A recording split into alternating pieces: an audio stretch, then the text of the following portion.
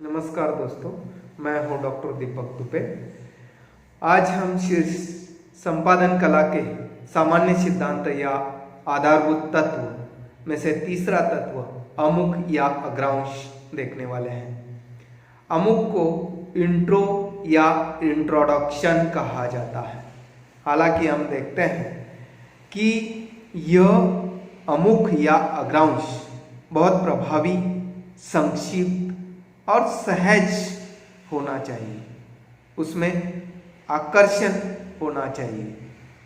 यह समाचार का सारांश या समाचार का सार होता है। अमुक से समाचार का एक प्रकार से हमें संक्षिप्त परिचय हो जाता है, सूक्ष्म परिचय हो जाता है। इसे शो विंडो या प्रदर्शन कला कक्ष भी कहा जाता है। पाठक के पास वैसे देखा जाए तो समय की बहुत कमी होती है।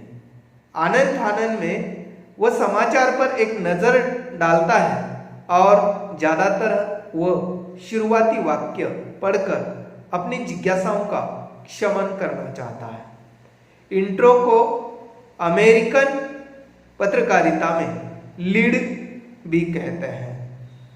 हालांकि किसी भी समाचार का प्रथम पैराग्राफ इंट्रो कहलाता है।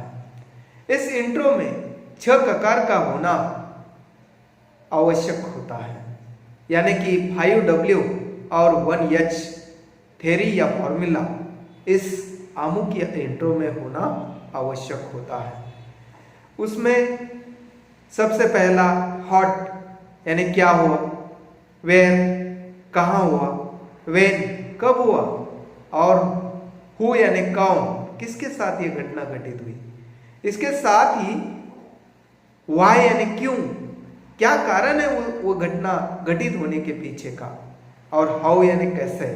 इसमें जो अमुक है वह विस्तार से उसका जो कारण है वो बता देता है। आज पाठक समाचार के एक अंश का अवलोकन करता है और संपूर्ण घटना से परिचित होना चाहता है। यही वजह है कि संवाददाता अमुक में ही समाचार के समग्र तथ्य संक्षिप्त रूप में प्रकट कर देता है। समाचार का एक महत्वपूर्ण अंश अंतिम परिणाम है अमुक। यह अमुक के बहुत सारे प्रकार हैं।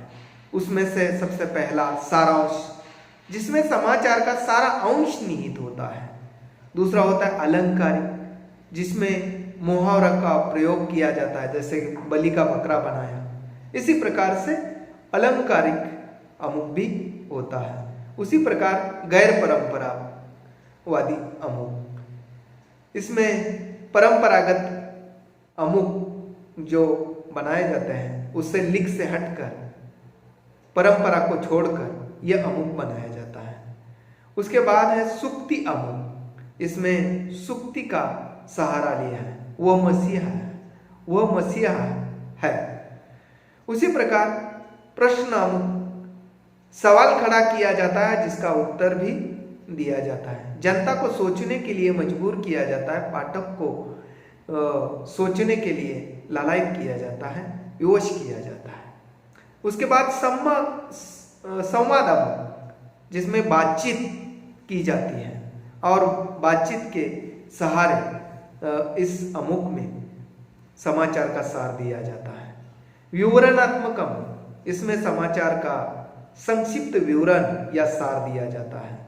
उसके बाद कारतूसी अमुक, यह बहुत ही कम समय पर इस अमुक का इस्तेमाल किया जाता है, जैसे कि महात्मा गांधी जी की मृत्यु हो चुकी थी और ऐसे समय ये कारतूसी अमुक का प्रयोग किया गया था, जिसमें कहा गया था लाइट इज गॉन।